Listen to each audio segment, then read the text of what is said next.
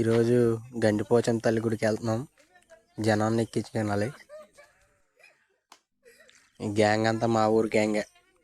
ఈరోజు మా ఊరు నుంచే వెళ్తున్నాం. మా ఊరు దాటిన తర్వాత సచివాడలో ముత్యాలమ్మ తల్లి గుడి ఉంది. అక్కడ ఆగి దండం పెట్టుకుని అక్కడి నుంచి స్టార్ట్ అయ్యాం.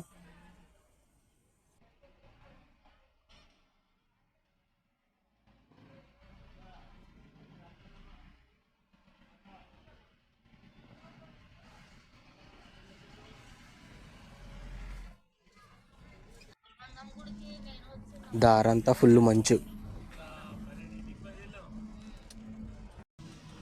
ఫస్ట్ నిడదవోలు వెళ్తున్నాం. నిడదవోలో మేక ఉంది. మళ్ళీ మేకను తీసుకుని వెనక్కి రావాలి. నిడదవోలు గణపతి సెంటర్ ఇది. బాగా తయారు చేసారు.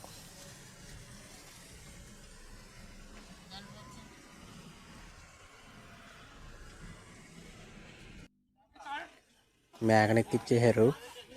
మళ్ళీ ఇక్కడి నుంచి వెనక్కి వెళ్ళి కొవ్వూరు రోడ్లోకి వెళ్ళాలి.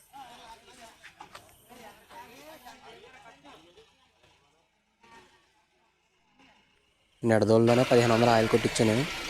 ఇల్లొత్తను సరిపోద్ది. ఇప్పుడే కొవ్వూరు చెక్ పోస్ట్ దగ్గరికి వచ్చాం. ఇక్కడి నుంచి కొవ్వూరు బ్రిడ్జ్ నుంచి రాజమండ్రి వెళ్ళిపోవడమే. నైట్ టైం కాబట్టి ఎవరు ఉండరు. వచ్చినప్పుడు అలాగా కొవ్వూరు హైవే నుంచి వచ్చారు. మళ్ళీ అది టోల్ గేట్ బొక్క.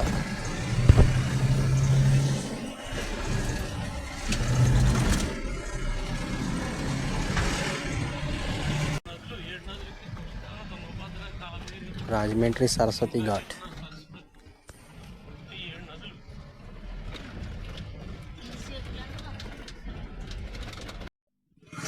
మూడింటికి బయలుదేరితే గంటన్నరలో సీతానగరం వచ్చేసాం. సీతానగరంలో కోళ్ళు తీసుకున్నాం. ఈ టిఫిన్లు ఇవన్నీ చేసేవాడికి ఇక్కడే మాకు వెలుగు వచ్చేసింది. 6 అయిపోయింది. గంటన్నర ఇక్కడ టైం వేస్ట్. మళ్ళీ ఇక్కడి నుంచి బయలుదేరాం.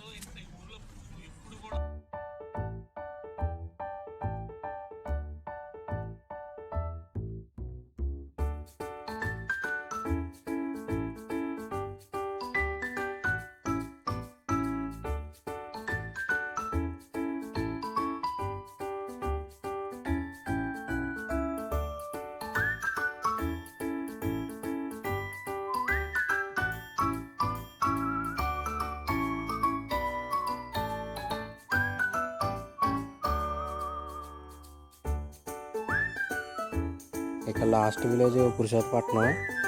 ఇక్కడ వరకే ఆర్టీసీ బస్సులు అవి వస్తాయి. అక్కడి నుంచి మరి ఆటోలు ఉంటాయో సీజన్ బట్టి ఉంటాయో తెలీదు. వాళ్ళు ట్రాన్స్పోర్ట్ వరకు అయితే అక్కడ వరకే వస్తాయి. ఈ రోడ్డు ఇలా గోకవరం వరకు వెళ్తుందంట. మనం ఇప్పుడు వెళ్ళదు. మ్యాప్లో చూపిస్తుంది, ఇక్కడ చెప్తున్నారు.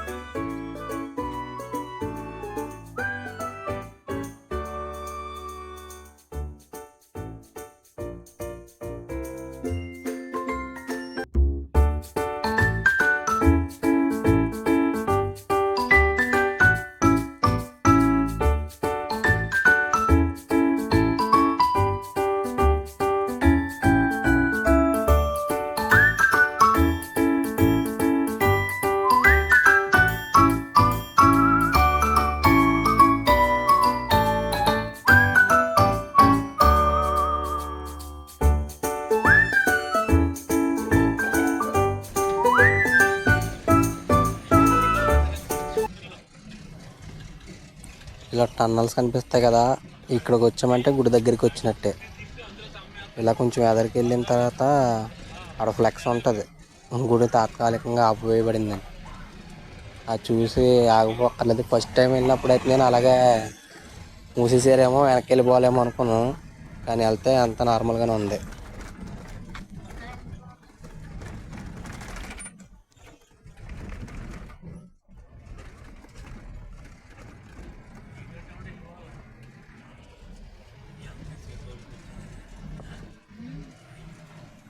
కనిపించేదే ఫ్లెక్స్. ఇక ఫ్లెక్స్ దగ్గరికి వచ్చిన తర్వాత రైట్ సైడ్ ఇలా పైకి వెళ్ళాలి. ఇక్కడ ఈ గుడికాడికి వచ్చే ర్యాంపుల్లో ఇదే పెద్ద ర్యాంపు. ఒకవేళ ఇబ్బంది పెట్టే బండి ఏదన్నా ఉంటే ఇక్కడ ఇబ్బంది పెడుతుంది. క్లచ్ పెట్లు అయిపోయిన బండి అలాంటివి ఏమైనా ఉంటే ఇక్కడ ఇబ్బంది పడాలి. బాగా స్లోప్ ఎక్కువ ర్యాంపు.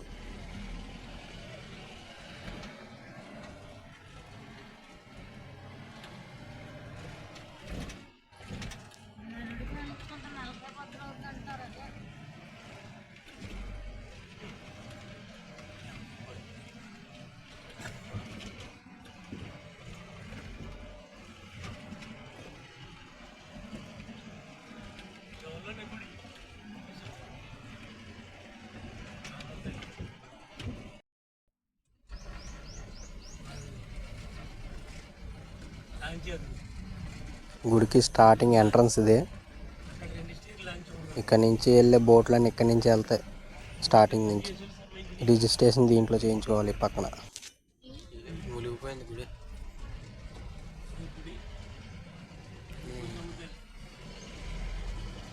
గుడి ఓపెన్ చేసే మొన్న నీళ్ళు ఎక్కడ దాకా ఉన్నాయి మొన్న వచ్చినప్పుడు.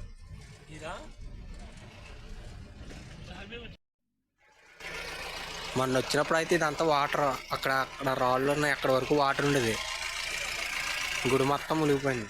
ఒక 4 రోజులు అవుతుంది నేను ఇక్కడికి వచ్చి. ఇంతకుముందు మొన్న వచ్చినప్పుడు అయితే స్నానాలు మేము ఇక్కడే చేసాం. ఇదే అనుకున్నాను మొత్తం అంతా ఇలాగే ఉంటుందేమో ప్లెయిన్గా, ఇంకా లోపలికి వెళ్దాం అనుకున్నాం కానీ వెళ్ళలేదు. కానీ ఇప్పుడు వచ్చిన తర్వాత చూస్తే తెలుస్తుంది ఎంతలో ఉందో ఇక్కడ. కొంచెం లోపలికి వచ్చిందంటే కింద పోదేమో. అయినా పర్లేదులే, మా కూడా వచ్చిన వాళ్ళు అందరూ అప్పుడు ఈత వచ్చిన వాళ్ళే. మా ఒడ్డూరు వాళ్ళందరికీ ఈత వచ్చేది. ఊళ్ళో కాలం ఉంటుంది కాబట్టి కాలువల్ని, ఈ గోదావరిని చూసి భయపడక్కర్లా.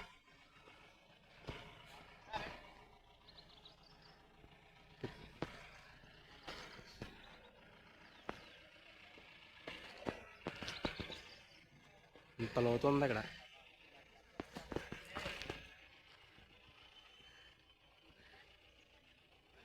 మేము మొన్న వచ్చినప్పుడు స్నానాలు చేసింది అయితే ఇక్కడే, ఈ పాక అవతలే చేసాం.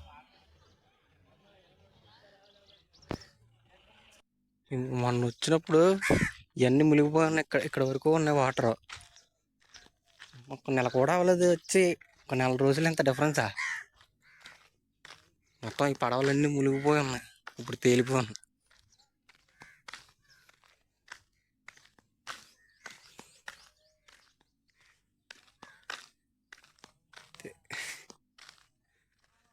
దీన్ని బట్టి మనం తెలుసుకోవాలి, లోతు ఎంత ఉందో తెలియకుండా దిక్కకూడదు. ఆ లోతు ఉన్నదేమో అనుకున్నాను కానీ ఇక్కడి నుంచే చూస్తే నేల కనపడుతుంది కదా, చివరి వరకు అలాగే ఉంటుంది అనుకున్నాను. కానీ లోపలికి వెళ్ళే కొలు చూసారు ఎంత లోతు ఉందో.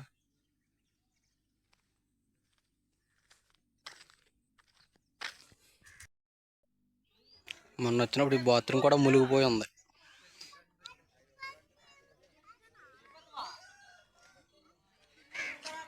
మా వాళ్ళు డ్యూటీ ఎక్కేసారు అప్పుడు.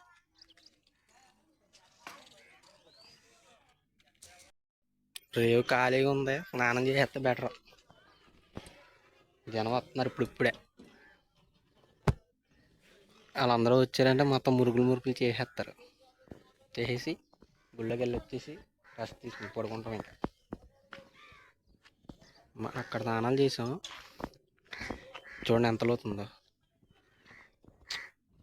చివరి కనిపించే ఇల్లు కూడా మొన్న వచ్చినప్పుడు మునిగిపోయి.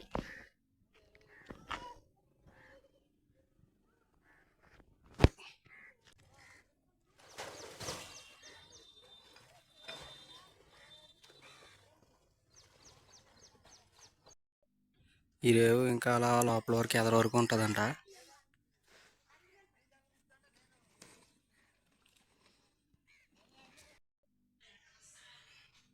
లాస్ట్ టైం గుడికి వచ్చినప్పుడు ఈ అరుగు మునిగిపోయింది వాటర్తో.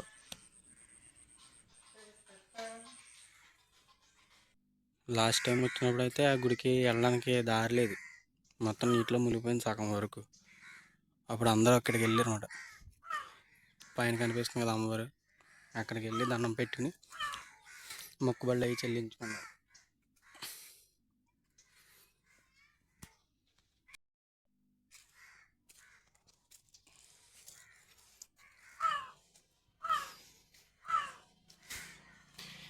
ఇది పైన ఉన్న అమ్మవారు.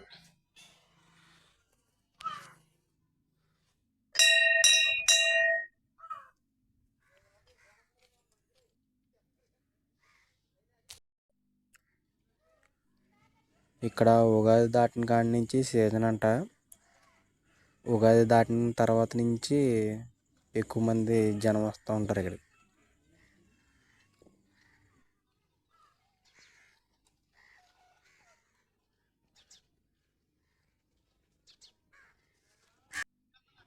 లాస్ట్ టైం వచ్చినప్పుడేమో ఆ పాక తీసుకున్నాం, బండి ఏమో ఇక్కడ ఎట్టాను, ఇప్పుడు అక్కడ ఎట్టాను.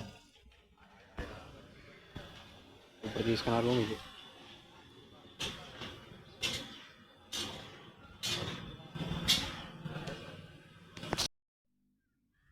ఇదేదో రిపేర్కి వచ్చినట్టు ఉంది. మొత్తం పైకి లాగేసి దొంగలతో మూవ్ చేసి పని చేస్తున్నారు.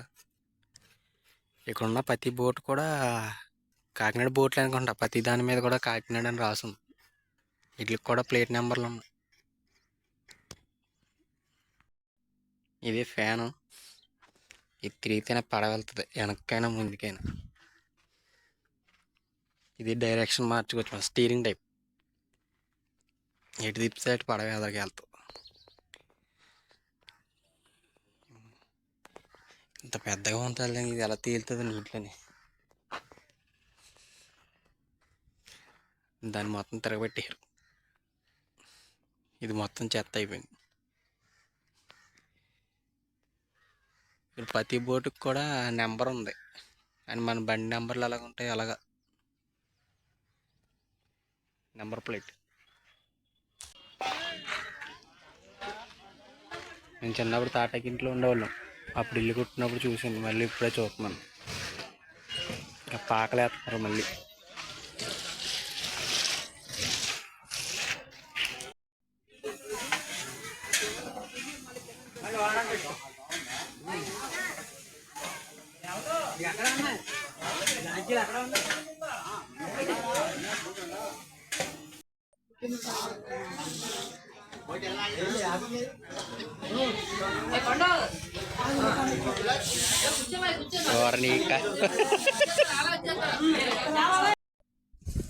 ఇప్పుడు ఇక్కడ ఆ రెడ్ అండ్ వైట్ ఫ్లాగ్ కట్టిన బోట్ ఏమో భద్రాచలం నుంచి వచ్చిందంట. ఇక్కడ ఉన్న బోట్లు ఏమో పొద్దున్న 10 బయలుదేరిపోతాయి. ఆ చివరినున్న బోట్లు ఇక్కడ బోట్లు అయ్యి ఇవి స్టార్ట్ అయ్యి అయితే అక్కడి నుంచి స్టార్ట్ అవుతాయి. ఆ చివరి నుంచి ఇక్కడ ఉన్న బోట్ల మీద వెళ్ళాలంటే ఓ రోజు ముందే బుక్ చేసుకోవాలి. కాంటాక్ట్ నెంబర్లు ఉంటాయి ఇక్కడ. వాళ్ళకి ఎంతమంది వస్తున్నాం అనేది ఒక రోజు ముందే చెప్తే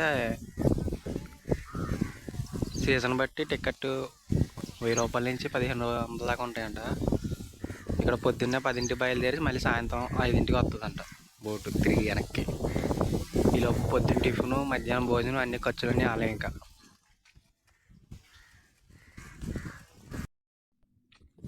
మొన్న వచ్చినప్పుడు ఇదంతా వాటర్ అంతా మునిగిపోయింది.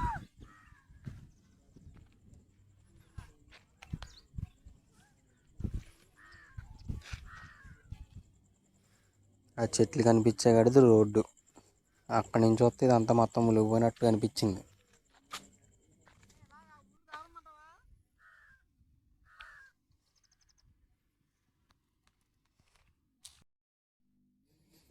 మళ్ళీ సాయంత్రం 4 అయినప్పటికీ ఇక్కడి నుంచి రిటర్న్ అయిపోయాం.